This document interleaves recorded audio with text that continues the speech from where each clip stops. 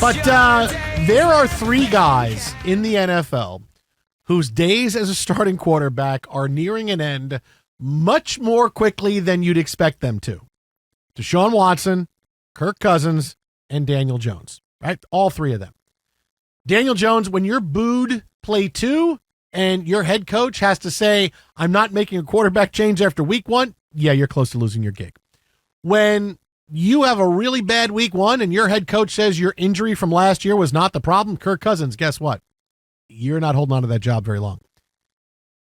Deshaun Watson, who was just, look, he was flat out terrible on Sunday. I understand it was a very rough week for him. He lost his dad. He lost one of his teammates at Clemson. But it's not a one-game thing for him. And every time I see people say the same thing about Deshaun Watson, I go, do you not live in reality? Okay? Because Deshaun Watson is maybe 1 or 2 weeks away from being replaced by Jameis Winston. Right?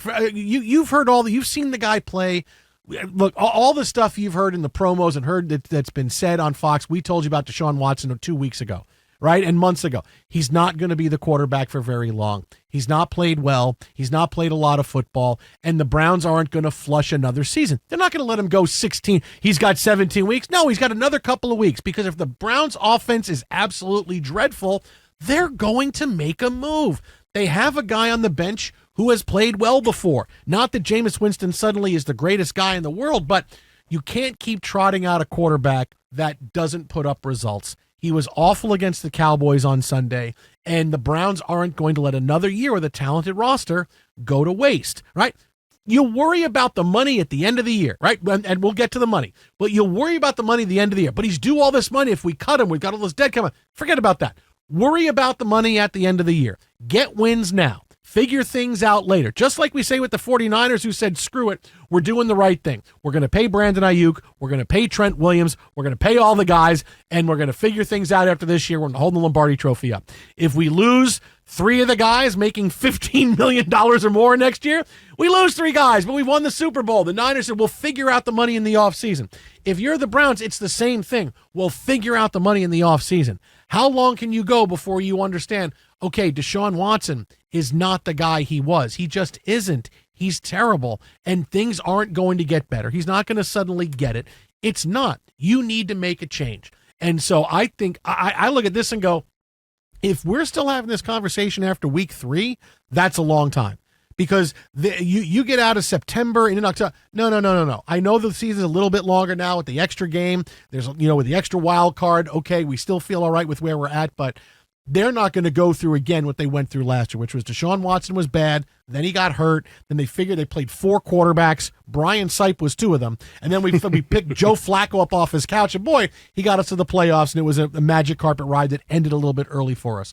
But that's not going to happen. The money will get figured out, and it will be Jameis Winston playing quarterback for the Browns. We told you in the offseason, hey, he's going to play at least half the games at quarterback for the Browns this year. Now, that can get up to 3 quarters. Like, I'm okay moving that from half the games to 3 quarters at this point, just because the Browns aren't going to sit here and let this continue. Well, the hard part with it is, it goes back to the economic truism that is sunk costs and recognizing what it is. And you can do this with anything you purchase, your car, your home, your whatever. You put the money into the TV. You've gotten enough years out of it, and you move on. Owing to the conversation we were having before. Hey, you get a new TV. Now you can stream and put everything up on the television from the laptop and everything else to give yourself that bigger picture.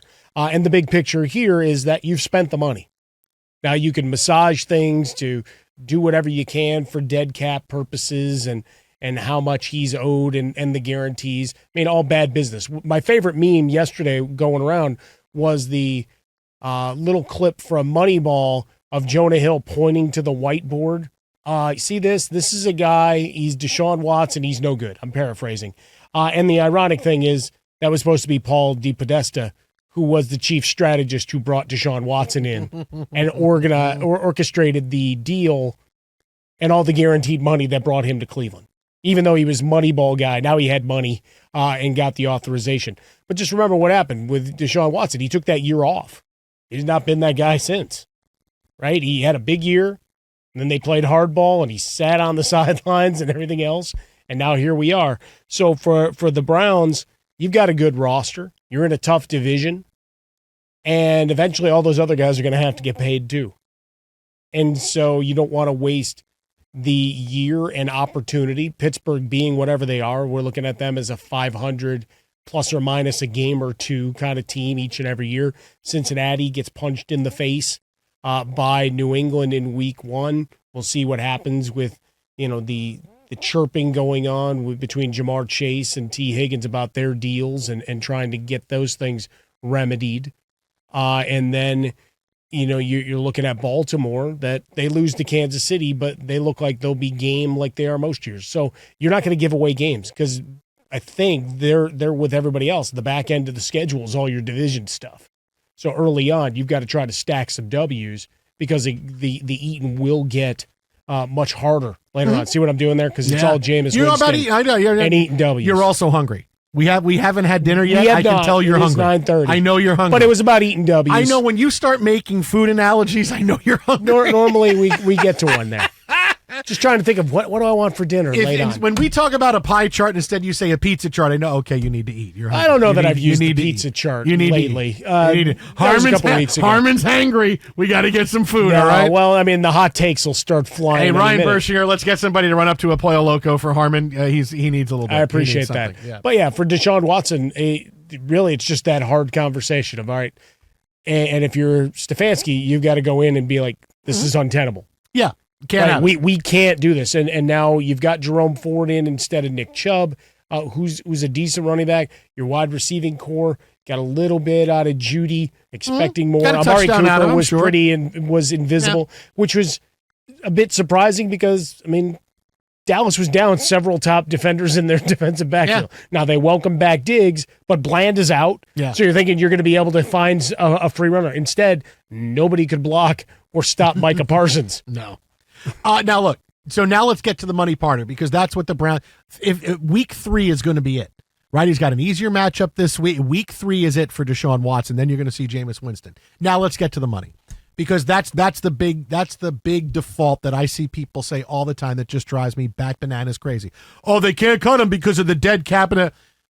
Show me a situation, any situation in sports, where a team has started a guy and played him all the way through the end of his contract just because he's making money. Show me one place where, boy, this guy stunk, but we're not just going to start him for a little while. We're going to start him all the way through the end of a bad contract. 3-4 more years. We're just going to keep playing him because we give him a big contract. Because I kept seeing the same graphic, people posting the snapshot. I don't know which of the contract websites it was from, but talking about how much he's owed over 2 years. It's like, I can agree that, they'll tough it out maybe a little bit longer this year. Yeah. And hold on for dear life and hope that they can keep it within the white lines. But you're telling me they're going to do that for a second? No, Come on, it's not going to happen.